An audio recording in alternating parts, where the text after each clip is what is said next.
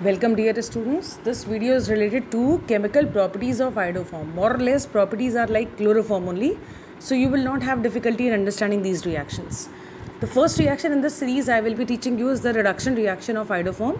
So where iodoform is treated with the phosphorus and Hi. This combination produces nascent hydrogen. Alright. And this nascent hydrogen reduces iodoform into diiodomethane. This compound is called as diiodomethane. Okay, I hope it is very easy to understand now. Next is hydrolysis reaction. In the hydrolysis reaction is just exactly like chloroform, where iodoform is made to react with alcoholic or aqueous solution of KOH. Reaction proceeds like this, that 3 KOH molecules independently, I'll write here separately 3 KOH. Just to make you understand, I am writing it separately here. 3 KOH molecule, they react with iodoform in such a way so that removal of 3 Ki takes place. Okay, and in place of iodine now OH, 3 OH are there. So it results in the formation of an unstable compound with the formula HC, and 3 OH are bonded with this carbon. Soon this unstable compound loses water this way, minus H2O. Okay, and it results in the formation of HCOOH, formic acid. This compound is formic acid. Now the compound formed as acid, and medium of the reaction is alkaline due to the presence of KOH. So this formic acid so formed definitely reacts with alkali present in the reaction medium KOH, undergoes neutralization with the loss of water. So you see here OH of the alkali, H of the acid, minus H2O, and results in the formation of potassium formate. This is potassium formate. That's it. I hope the hydrolysis reaction is clear to all of you. Now in this series, the next reaction is dehalogenation. It is exactly like chloroform, as you studied in case of chloroform. So dehalogenation is brought about by treating iodoform with the silver powder.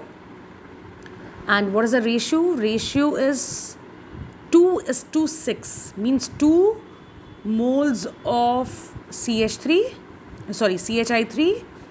with the 6 moles of silver. That's it. This you are supposed to keep in the mind.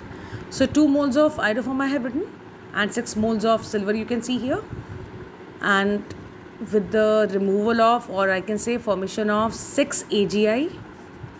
Alright, now CH in both the iodoform unit are left behind. Now they get bonded with a triple bond, resulting into the formation of ethyne or acetylene.